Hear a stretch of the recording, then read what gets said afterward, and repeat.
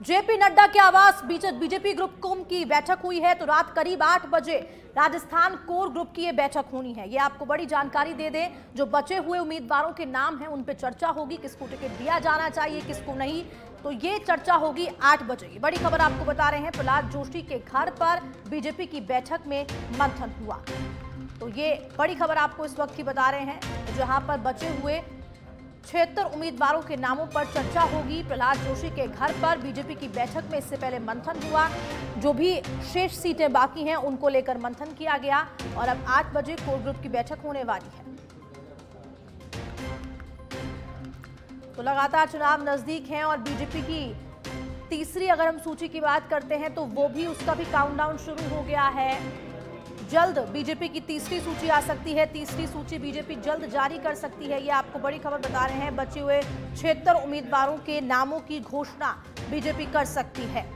तो प्रहलाद जोशी के घर पर मंथन भी हुआ और अब आपको बता दें कि राजस्थान कोर ग्रुप की बैठक होनी है। रात करीब 8 बजे ये बैठक होगी। जेपी नड्डा के आवास पर बीजेपी कोर ग्रुप की बैठक होनी है।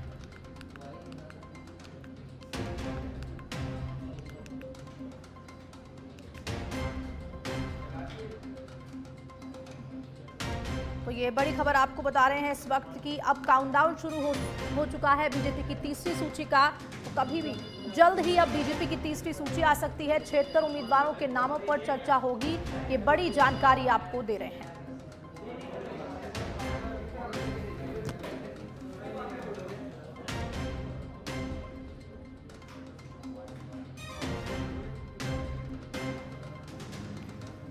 और ज्यादा जानकारी के लिए लाइव जुड़ चुके हैं दिल्ली ब्यूरो चीफ राजीव तिवारी हमारे साथ। राजीव, क्या कुछ जानकारी, कब आ सकती है बीजेपी की तीसरी सूची, किस तरह का मंथन हो रहा है, कौन कौन सी सीटें हैं ऐसी?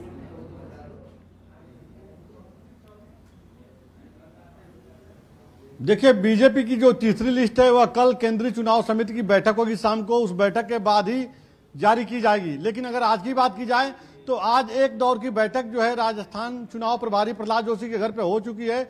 इस बैठक में राजस्थान बीजेपी कोर ग्रुप के सभी लोग मौजूद रहे। मंथन किया गया है कि जो 76 सीट बचा हुआ है, यहाँ पर किसे चुनावी मैदान में कहां से उतारना ठीक रहेगा, क्योंकि टिकट के कई दावेदार हैं। यहाँ पर एक होमवर्क कहा जा सकता है पूरा किया गया है और अभी थोड़ी देर बाद 8 बजे जो जानकारी मिल रही है, रात 8 बजे बीजेपी के राष्ट्रीय अध्यक्ष जेपी नड्डा के घर पर बैठक शुरू होगी।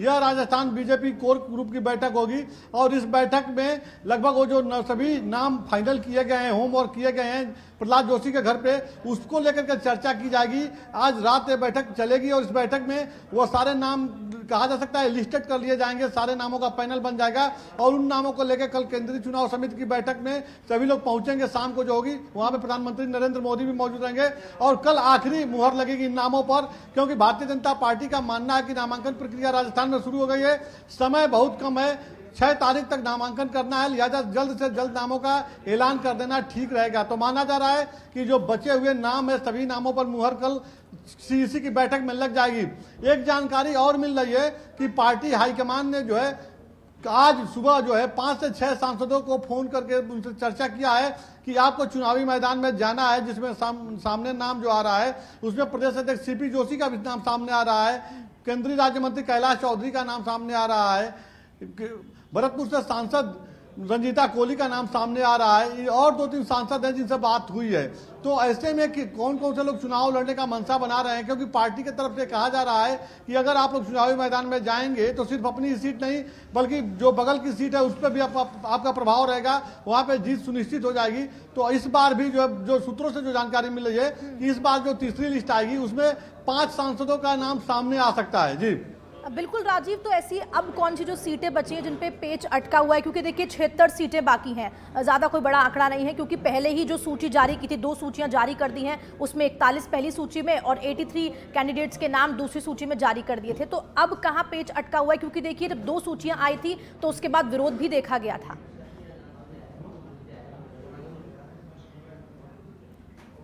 बिल्कुल, देखिए जो 75 सीट बचा है इसमें 50 से अधिक ऐसे सीट हैं जहां पे कांग्रेस पार्टी के विधायक हैं और वहां पे बड़ी मजबूती के साथ वो जुटे हुए हैं।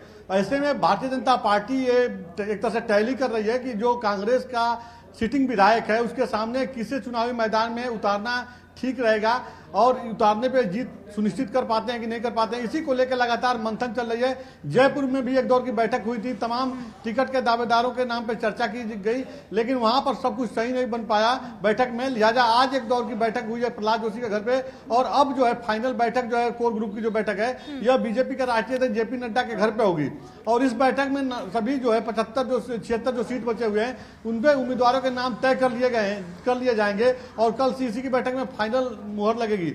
जहां तक देखिए जिन सीटों पे जिन विधानसभा क्षेत्र में कांग्रेस का दबदबा है, कांग्रेस का विधायक है, वहां को लेकर भारतीय जनता पार्टी तैयारी में जुटी है कि यहां पर किसे चुनावी मैदान में उतारा जाएगा, क्योंकि टिकट के दावेदार तो कई हैं, एक जगह से 4 से 5 लोग टिकट की दावेदारी कर रहे हैं, लेकिन उसमें से एक आदमी को टिकट देना है जो पार्टी को जीत दिला सके। इसी मंथन में भारतीय जनता पार्टी जुटी हुई है। जी राजीव, तो क्या ऐसा देखा जा सकता है, क्योंकि देखिए कांग्रेस की चौथी सूची आना बाकी है और बीजेपी की तीसरी, तो पहले भी दोनों की सूचियां आसपास शायद कुछ मिनट का गैप था जब दोनों की सूची आ गई थी, तो क्या बीजेपी इसी का इंतजार कर रही है कांग्रेस पार्टी की चौथी सूची जारी हो?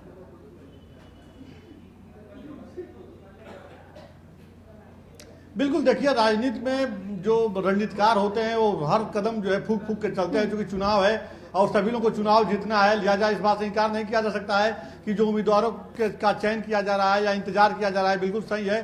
सामने देखा जाता है कि सामने विधानसभा सीट से कौन प्रत्याशी है सामने वाले का, चाहे कांग्रेस पार्टी का हो या दूसरे पार्टी का, उसी हिसाब से भारतीय जनता पार्टी भी अपने उम्मीदवारों का नाम तय करती है। देखिए भारतीय जनता पार्टी की जो पहली लिस्ट आई थी जिसमें 41 उम्मीदवारों के नाम घोषित किए गए थे, इसमें 7 सांसदों के नाम को घोषित किया गया था। उसके बाद जो राजस्थान में जो स्थिति बिगड़ी थी उसको कंट्रोल करने के लिए जो है भारतीय जनता पार्टी ने जो दूसरी लिस्ट जारी की उसमें देखिए किसी का टिकट लगभग कटा नहीं और किसी सांसद को उसमें मौका दिया नहीं गया। लेकिन ये जो जानकारी मिल रही है कि जो तीसरी लिस्ट आएगी ये चौंकाने वाली लिस्ट होगी, इसमें बहुत कुछ नया हो सकता है। जो जानकारी ये भी मिलेगी क्या नए चेहरे भी देखे जा सकते हैं राजीव, क्या जो ये 76 कैंडिडेट्स की लिस्ट आएगी या फिर अगर 2 सूचियों में इसको डिवाइड करते हैं तो क्या नए चेहरों के नाम देखे जा सकते हैं? बिल्कुल, देखिए जो तीसरी लिस्ट आएगी इसमें बिल्कुल नए चेहरे और युवा चेहरों को मौका देने की बात सामने आ रही है। जो सूत्रों से जानकारी मिल रही है, जो दूसरे पंक्ति के नेता हैं उनको जो है मेन स्ट्रीम में लाने के लिए, चुनाव लड़ाने के लिए पार्टी तैयारी में जुटी हुई है। तो बहुत से ऐसे नए चेहरे देखने को मिलेंगे, क्योंकि देखिए अभी जो 75 जो सीट है ऐलान करना है उसमें लगभग बहुत से ऐसे सीट हैं जहां पे भारतीय जनता पार्टी के जो उम्मीदवार हैं वो पिछली चुनाव में हार गए थे। तो वहां पर जो युवाओं को मौका देने की बात सामने आ रही है, महिला जो नेता है बीजेपी के उनको उम्मीदवार बनाने की बात सामने आ रही है। भारतीय जनता पार्टी चूंकि थोड़ा सा समय का इंतजार कर रही है कि जब टिकट का ऐलान हो, टिकट का नाम जब उम्मीदवारों का जब नाम घोषित हो तो उस दौरान किसी प्रकार का कोई विद्रोह न हो, इसको लेकर कमेटी गठित की गई है। और वो कमेटी लगातार कहा जा सकता है कि बड़े नेताओं के संपर्क में होगी। अगर तीसरी लिस्ट जारी होने के बाद किसी प्रकार का कोई बगावत होता है उसको समय रहते कंट्रोल कर लिया जाएगा।